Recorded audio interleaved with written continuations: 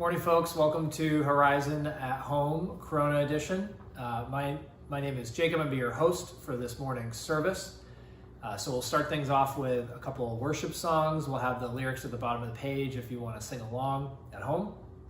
And then our pastors, one of our pastors at Horizon, will share with you a short message. We'll wrap up, and that'll be it. Hope you enjoy. Well, hey, good morning, Horizon Church. Welcome. So glad that you've joined us here online this morning. My name's Adam. I'm going to sing some songs with you. Glad to have you here with us. We're going to keep going with the message series that we started last week, so excited to have that. But in the meantime, let's go ahead and sing some songs together now.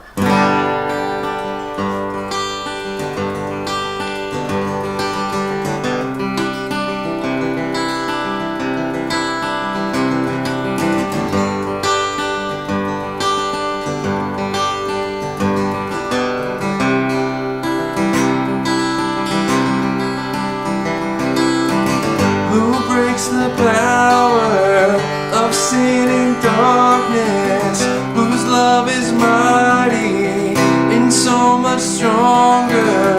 The King of glory, the King above all kings,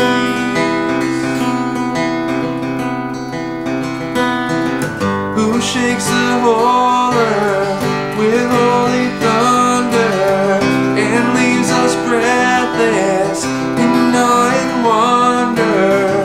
The King of glory, the King above all kings. This is amazing grace. This is unfailing love, that you would take my place.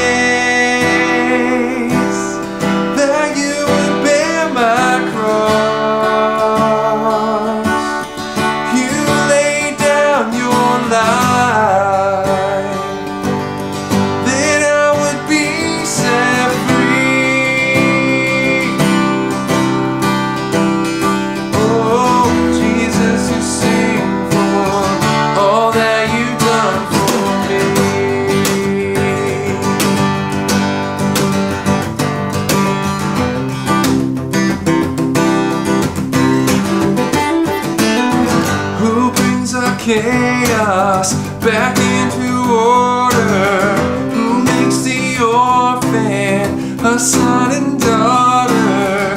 The King of glory, the King of glory, who rules the nations with truth and justice, shines like the sun in all of its brilliance. The King of glory, the King above all kings. Oh, this is amazing grace.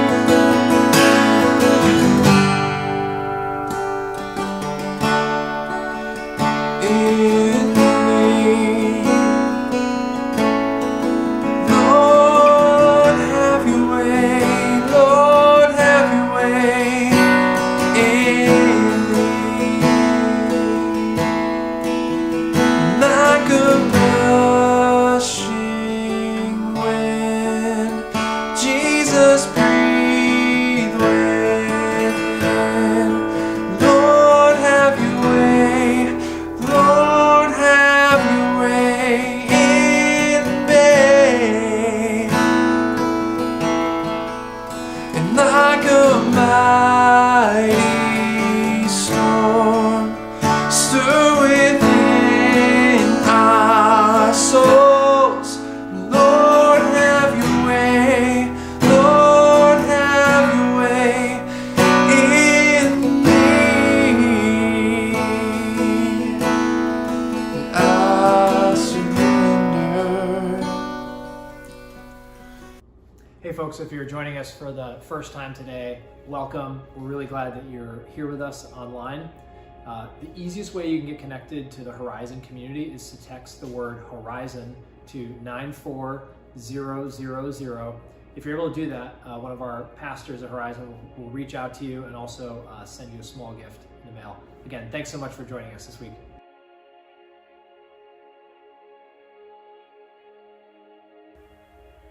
Good morning. Welcome to Horizon at Home. I'm Erica Allen. I'm one of the pastors of Horizon. I'm so glad you're joining us this morning for the second message in our series, Shift Happens.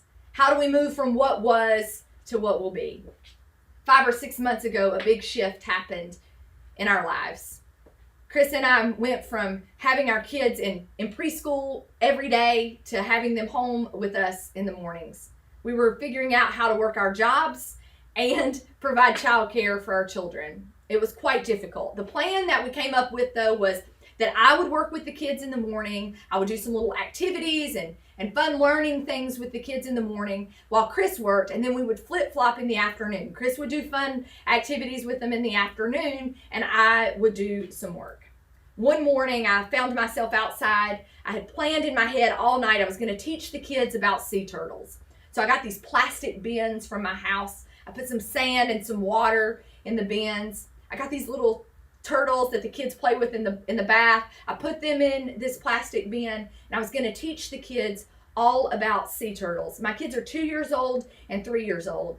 And so I'm sitting outside and I'm teaching them about the ecosystem of the ocean, how the tides work. I was teaching them about how the life cycle of the turtle, how there's a mom and there's a hatchling and there's an egg and there's a juvenile, and this is what the life cycle looks like and this is what size they are. And all of a sudden I'm outside teaching this amazing lesson, and I look up and my 2-year-old and my 3-year-old are inside with their dad crying because they don't like my lesson that I'm teaching them. Chris brings them outside and he says, Erica, I know you were a 7th grade math and science teacher, and I know you were a good one, but Emma's 2 and David's 3, and they don't understand the word ecosystem, and they don't really care about the tides or the life cycle. They just want to play with the sand and the water. Can you let them just explore for a minute? And I was like, yes, I got it.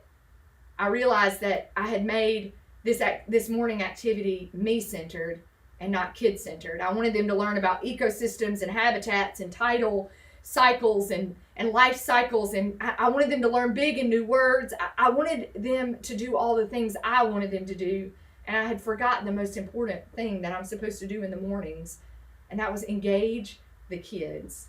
I had a me-centered plan for the morning, not a kid-centered plan. I think if Nehemiah was here to talk to us, he would remind us of those moments in our lives where we made a plan about ourselves and we forgot about the people around us. I think Nehemiah would tell us that he was living a Nehemiah-centered life. And this is why Nehemiah had a great job. He worked for a king. He had all the resources and power and prestige that he ever needed. And he liked it. He was excited about it. But there became this shift happening in the world around Nehemiah. And God invited Nehemiah to move from what was, from a good position with power and prestige and money and all the things he'd ever wanted, to a life that was more God-centered. He invited Nehemiah to move from being the right-hand man for the king in a faraway place to move back home and to live out the job that God had for him in Israel. Nehemiah had to decide if he was going to participate in this God-centered plan or if he was going to stay with the Nehemiah-centered plan. And after fasting, after not eating and praying and calling out to God, he realized that the best shift for his life to move from what was to what would be would be to put God at the center of his life. And so he shows up at work one day after praying and not eating. And the king, his boss, looks at him and he's like, Nehemiah, is everything okay? And Nehemiah's like, actually, everything's not okay. I just heard that the place where I grew up, my hometown, is destroyed. I heard that the walls that protected the city, the walls in which I found and connected to God, the walls in which my family made memories and experiences, they've been torn down. The city gates of Jerusalem have been burned.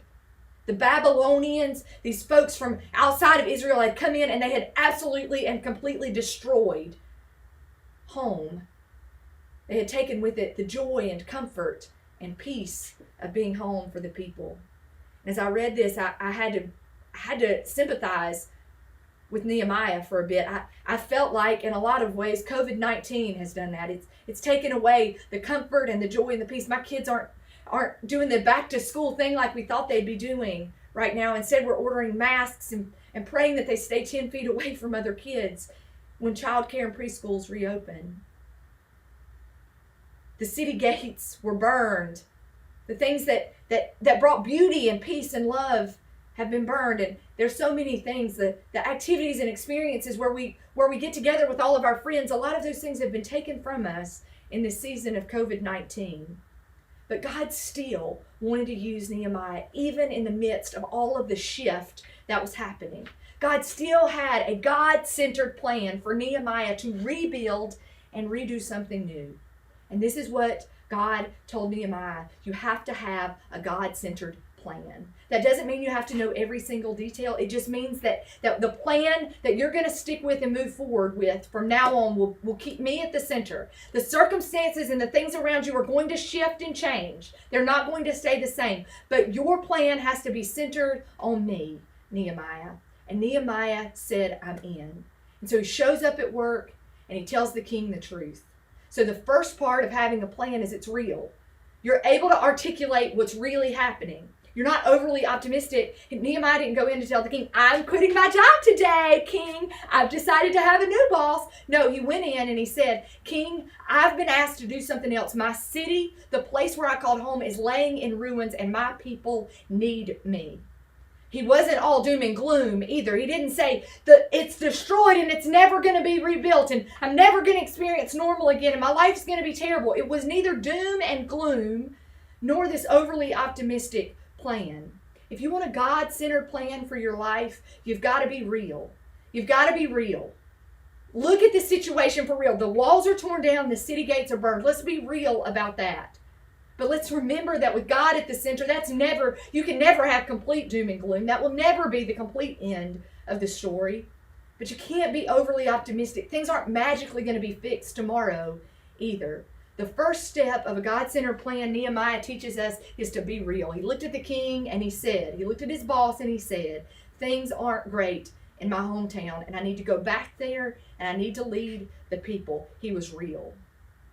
The second thing that Nehemiah did, 3 times in chapter 2, you hear Nehemiah call out about God's gracious hand. He tells other people about the way that God's gracious hand is at work. He prays for God's gracious hand to be at work in his life. He opens his eyes and he begins to open his life to the majestic and magical things that God is doing all around him that make absolutely no sense. He was aware of God's gracious, God's kind, God's loving hand on his life, providing things that he doesn't deserve. See, he looks at the king and he says, I need to go back home. And you know what the king looks at Nehemiah and says? The king of another country, not the king of Israel, the king of another place.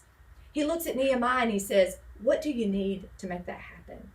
That would be like if you look at your boss and say, hey, I'm ready to start a new company that does something similar to the company that I've been doing. And the boss looks at you and says, what resources can I do to support you? That doesn't happen often, right? God's gracious hand changed the heart of a king who provided the resources for Nehemiah. He said, whatever you need, Nehemiah, I'll give it to you. Nehemiah said, I need letters of recommendation. Literally, if you read in chapter 2, he says, I need letters of recommendation. I need money. I need to know that I have resources to rebuild the wall. And the king, Nehemiah's boss, says, whatever you need, Nehemiah, I'm going to give it to you. He recognizes God's gracious hand. A second God-centered plan recognizes and trusts that God's gracious hand is going to provide something that you could never imagine or do for your own self.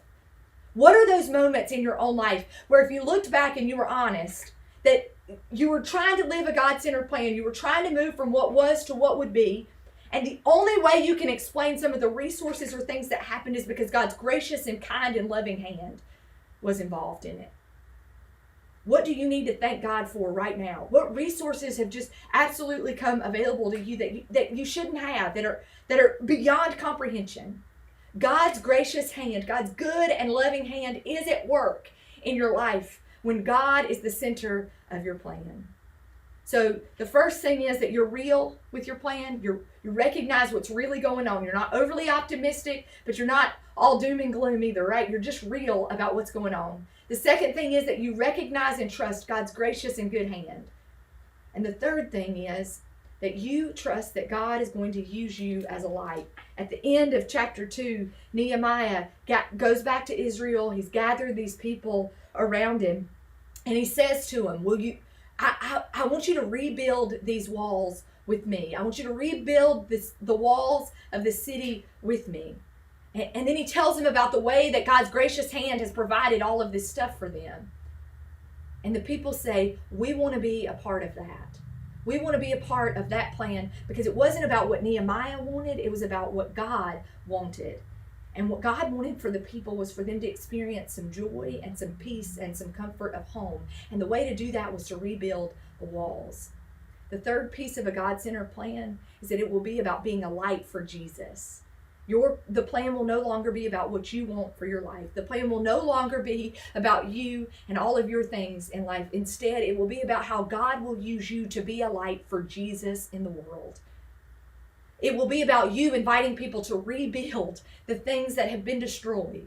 It will be about you casting a vision for a new day. It will be about you saying, this is what was, but this is what can be. It will be about God using you for new possibilities and new days. A God-centered plan is real. A God-centered plan recognizes and relies on God's gracious and loving hand. And a God-centered plan always means that you are a light giving glory to Jesus in whatever you do. See, the people looked at Nehemiah and they said, let's rebuild this wall together. Let's begin this good work. People want to be a part. People want to be a part of being a light. They want to be a part of restoring and rebuilding the things of this world that have been and are being destroyed. And there's never been a more important time. As shifty things are changing all around us, there's never been a more important time for us to have a God-centered plan. Because me-centered plans are going to depend on schools reopening and childcare looking like this and my job looking like this and me going back and everything going back to normal. But a God-centered plan allows us to move from what was to what will be. A God-centered plan allows us to bring other people in and rebuild and restore things. But we cannot do that unless we are depending on the gracious and loving hand of God. I don't know about you, but the last 6 months it's been really easy for me not to depend on and love and recognize God's gracious hand. If this morning you're watching and you're like, it's been a long time since I've even given credit to God's gracious hand. I know God's loving and gracious hand has got to be doing something around me. Can you take a break for just a moment? Close your eyes. Think about somebody or something that has reminded you that God's gracious and loving hand is on your life. Maybe you've never ever trusted God's gracious hand. Maybe you know what it looks like to look at the things of your life that are crumbled. The things of your life feel burned up and destroyed. Maybe you know what that looks like all too well this morning and you've never trusted God's gracious hand to rebuild your life. Can you take a moment right now to ask God to be the center of the plan of your life? Can you ask God to be the center of your life? And God, folks, can we start being a light? Can we start rebuilding and doing the good work of God in the days and the months and the years ahead? Has COVID-19 destroyed a lot of things? Yes. But I also believe God has plans for our lives. And if we keep God at the center and depend on and rely on God's gracious hand, I believe there is a good work to be done. Will you pray with me this morning? God, for those of us this morning who have taken our plans into our own lives and need to put you back at the center, I ask your gracious hand to scoop us up, to give us love, and to offer us a new plan with you at the center. God, if there is someone watching this morning who's never ever trusted your hand, I pray, God, that they will trust you to be the center of their lives right now. And God, I pray you will use all of us to be a light for the good work that you have for us to do in this, your world. We love you. And we thank you that you call people like Nehemiah, people like me, people like whoever is watching this message or listening to this message right now. You call us to be a light for Jesus in this world. And God, you have a grand and wonderful plan to rebuild and restore this world. Use us in that way, God. We love you. Thank you for loving us. Amen. What a great message, and it's just so comforting to know that God's hand will always guide us through the shift, no matter what that is. Really, really great. Let's go ahead and sing together. Worthy is the Lamb who was slain. Worthy is the King who conquered the grave. Worthy is the Lamb who was slain. Worthy is the King who conquered the grave.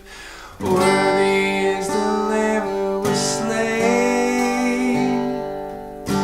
Worthy is the King who conquered the grave. Worthy is the Lamb who was slain. Worthy is the King who conquered the grave. Worthy is the Lamb who was slain. Worthy is the King who conquered the grave. Worthy is the Lamb who was slain. Worthy, worthy, worthy. This is amazing grace. This is unfailing love. That you would take our place. That you would bear our cross.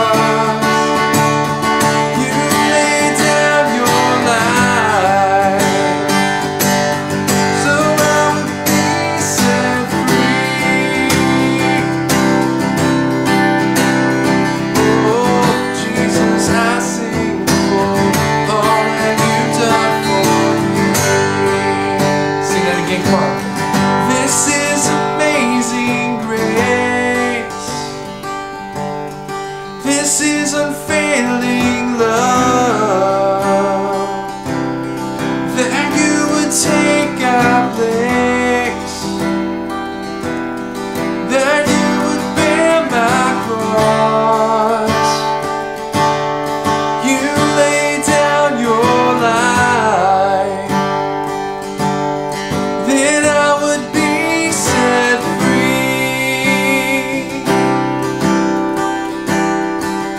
Oh, Jesus, I sing for all that you've done for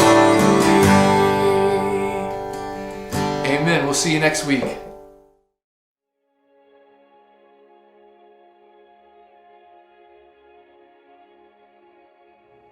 Hey folks, before I pass on instructions for how to give to the church, I just want to share with you why our family gives to Horizon. So I had this really fun job. A few years ago, I was teaching economics and finance courses to West Point cadets. I really loved this job.